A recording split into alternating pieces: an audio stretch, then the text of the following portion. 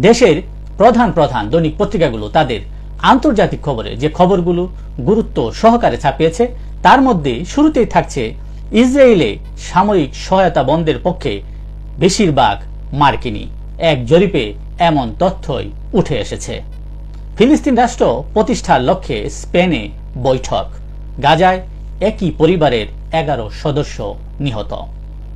রুশ ভূখণ্ডে দূরপাল্লার হামলায় সবুজ সংকেত পায়নি ইউক্রেন। যুক্তরাষ্ট্র ও যুক্তরাজ্যের পক্ষ থেকে তেমন আভাস পাওয়া যায় দুই দেশের কর্তা ব্যক্তিদের বৈঠকের পর। পশ্চিমাদের বিরুদ্ধে নিষ্ক্রিয়তার অভিযোগ এনেছেন জেলেনস্কি।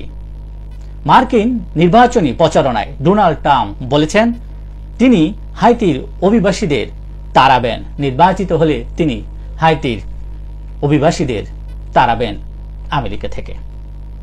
চিকিৎসকদের সঙ্গে অচল অবস্থা নিরসনের প্রচেষ্টায় মমতা বন্দ্যোপাধ্যায়। মুখ্যমন্ত্রী মমতা বন্দ্যোপাধ্যায় কলকাতায় চিকিৎসক ধর্ষণ ও হত্যা মামলায় যে অস্থিরতা সৃষ্টি হয়েছে সেটা তিনি সমঝোতা বা অচল অবস্থা দূর করার চেষ্টা চালিয়ে যাচ্ছেন।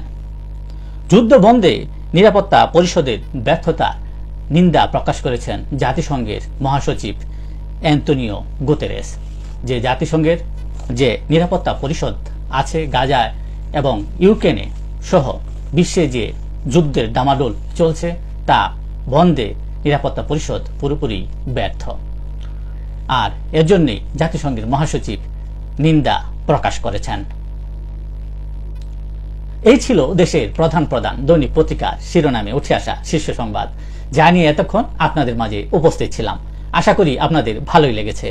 সার্বিক খবরের বিবেচনায় যদি আপনাদের কোনো অভিমত, অভিব্যক্তি, সমালোচনা কিংবা কোনো পরামর্শ থেকে থাকে তাহলে অবশ্যই কমেন্টসে জানাবেন। সকলেই ভালো থাকবেন, সুস্থ থাকবেন। আসসালামু আলাইকুম ওয়া রাহমাতুল্লাহ।